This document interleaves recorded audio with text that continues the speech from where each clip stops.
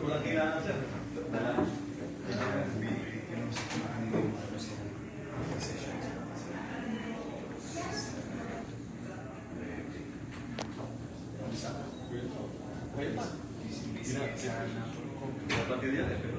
Alam ko nakakaintindihan na tayo kasi ganun ginagawa mo. What you call occupational hazards. Yung flag races ko kasi Ermita, visit na po yung Ermita police station natin. Start yung mga tao doon. Start yung didi mo. Start yung Ermita. Ito lagi may ikot. Start yung Very happy. Kasi unang nagpapisabi na yung media.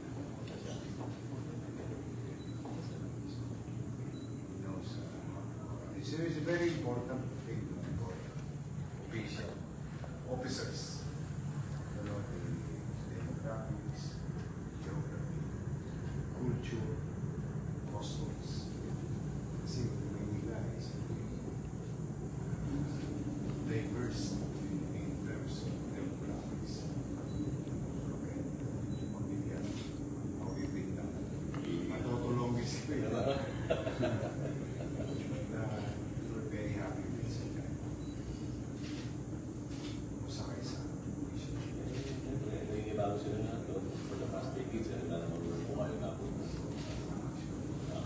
Sabi ko nga, 25 years yung backlog yung kaso doon. May pakagalang.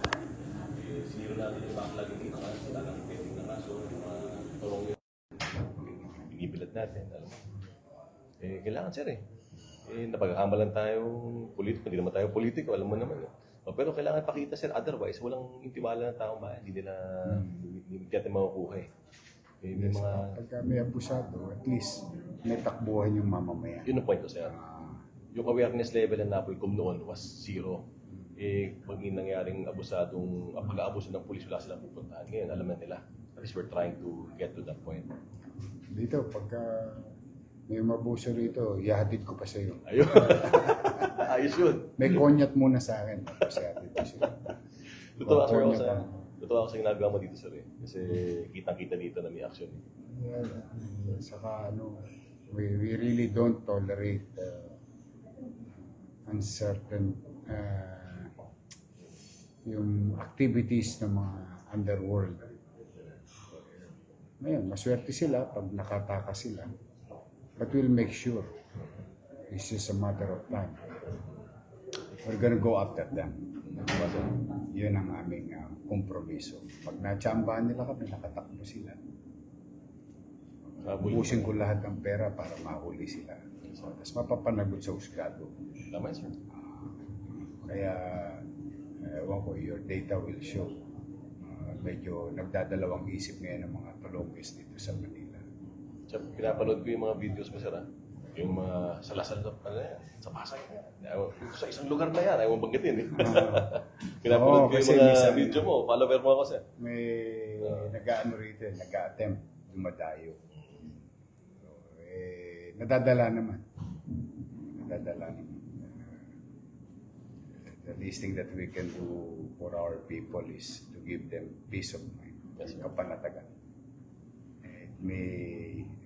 It will never be a perfect organization, but we police ourselves. At the same time, kung kami may shortcomings, we make sure that those criminals will pay the price. Sa mata ng batas. Yes sir. Kaya busy-busy yung aking mga husgado dahil padala kami ng padala ron. Katwiran namin, basta ang trabaho namin to enforce.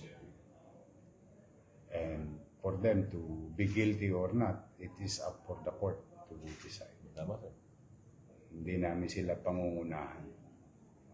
At saka ayaw ko rin madudumihan yung galyetas ng mga pulis ko dahil sa unnecessary order.